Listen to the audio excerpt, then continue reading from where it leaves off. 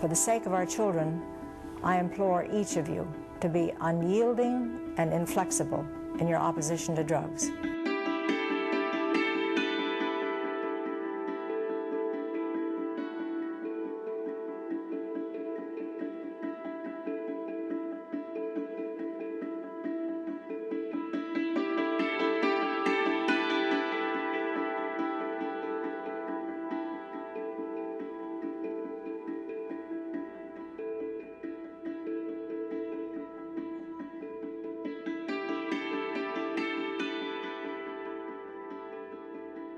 In the 20th century, particularly at the beginning, through the midpoints and the endpoints of the 20th century, there was a sense of drug use is something to be treated in a harsh, criminalized, repressive way.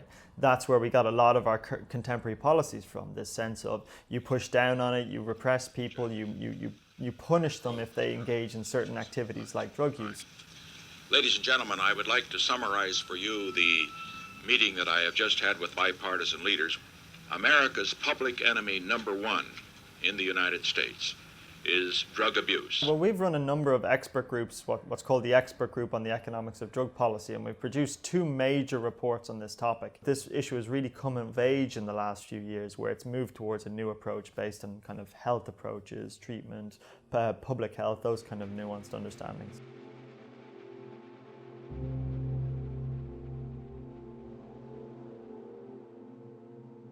The LSE, our focus is global. We like to see policy transfer from different international settings. We want to facilitate knowledge exchange between countries doing innovative models and countries examining doing innovative models.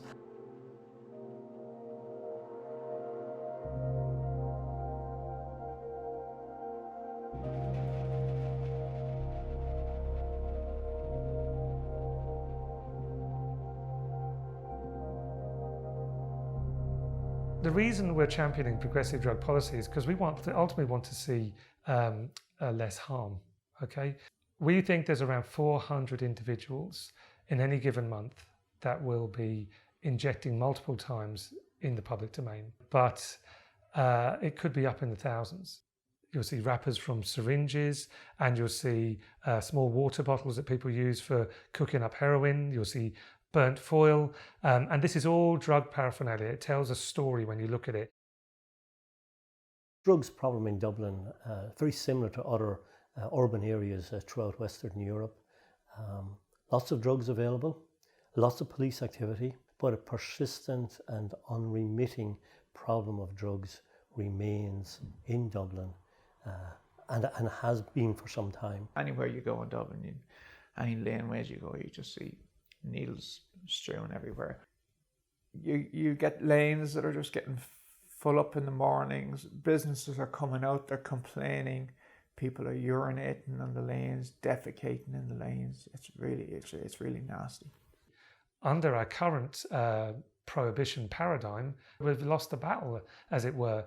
I don't really believe in the notion of a war on drugs anyway, but if I did, I would say we've lost. Really, what we're dealing with is a system at the moment that is providing a lot of harm for very little benefit, and we can do much better from a policy approach. We can focus much more on health, much less on punishment. And we should see much better outcomes. As I said, coming from a community that's had its fair share of problems around addiction and drugs, and I met many young people who never met their 18th birthday. They were long past, and families where not only one person had passed away, but 3 and 4, and the devastation that leaves with the family and the extended family, but the devastation it leaves in the communities as well. That problem that we thought was only very isolated wasn't really, had really come into communities and just wiped a lot of them out. And I think we owe it to those people who have passed on as well, that we do something else different in Ireland. And I think there's positive change in this country around it.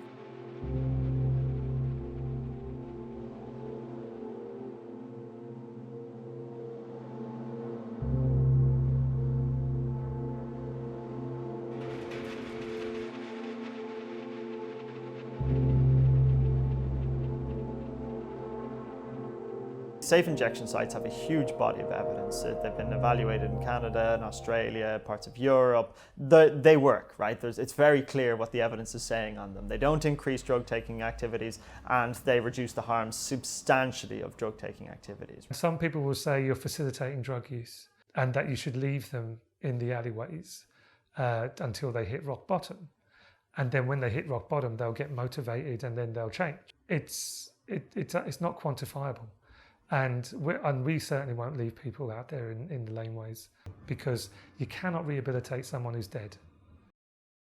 You know, people are there, professionals are there, and they don't help them to inject, but they certainly advise them if they're doing something that might be harmful to themselves, you know, in terms of physically harmful, in terms of injecting practice and such. Nobody has ever died in one of these services from an overdose anywhere in the world. They also get people through to treatment and rehabilitation faster than otherwise. Everybody will feel safer when we open up supervised injection facilities. So I believe where the services needed is most is in the heart of the city, where we know on a daily basis there's a couple of hundred people shooting up, and many of them unfortunately ended up seriously ill, many end up in hospital, and some of them dying as well. But it will be a task, I have to say, with the needle injection facility, supervised injection facility, but I do think it will work.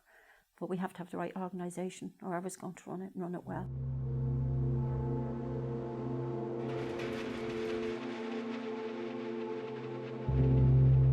If you're a car thief, the first time you get caught stealing a car, you'll probably get a warning. The second time, you'll probably get a fine. Third time, you're going to get incarcerated.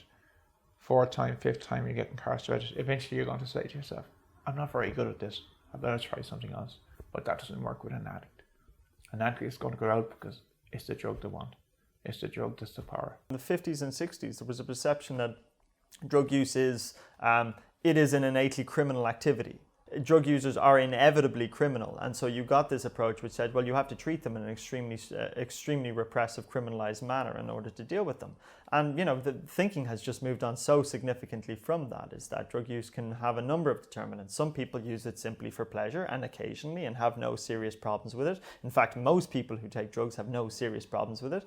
Some people develop very serious issues surrounding it, and that's often, if not usually, determined by other circumstances in their lives, whether it's that they're from severely impoverished backgrounds, that they have traumatic events in childhood, things like that. And so that treating them in a repressive, criminalized manner can actually reinforce those negative issues and problems.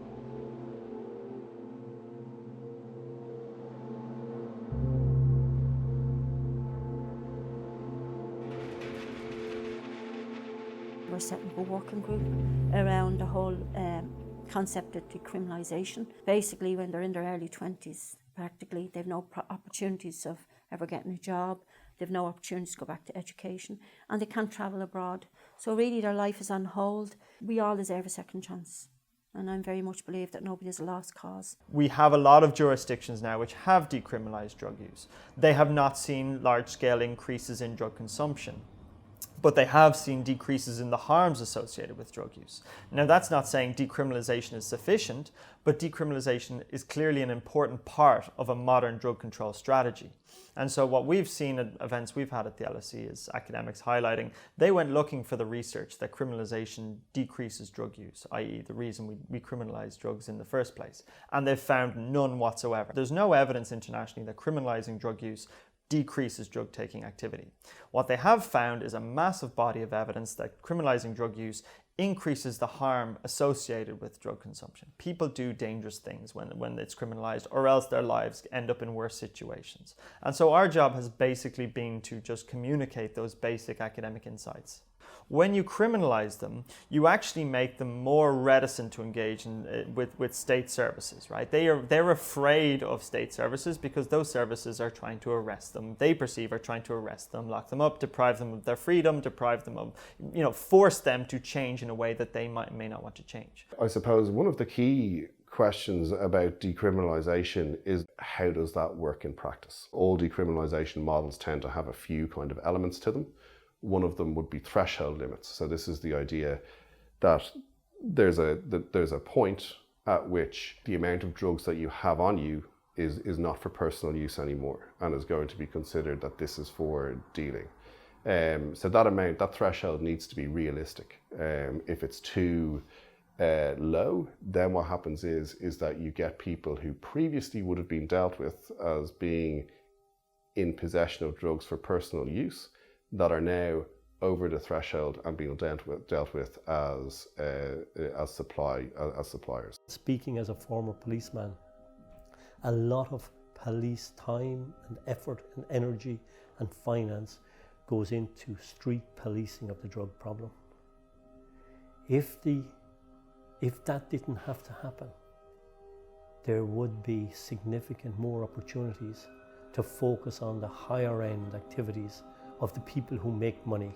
When you've got people with problematic drug use, your goal as a society is to create low threshold public health services that people can access, right? That people can get into treatment services. And what we have been doing so far simply hasn't worked. It has created a lot of harms that are purely generated by the policies themselves. And so it gets to a point where society is saying we've put a lot of money into this, whatever you want to call it, the war on drugs, prohibition, repression, whatever it is, and it hasn't produced the results we expect, and that it is not acceptable to continue to undermine the human rights and public health of specific parts of the population, particularly those who are extremely vulnerable people, and so that we need to start thinking about a new approach to this issue.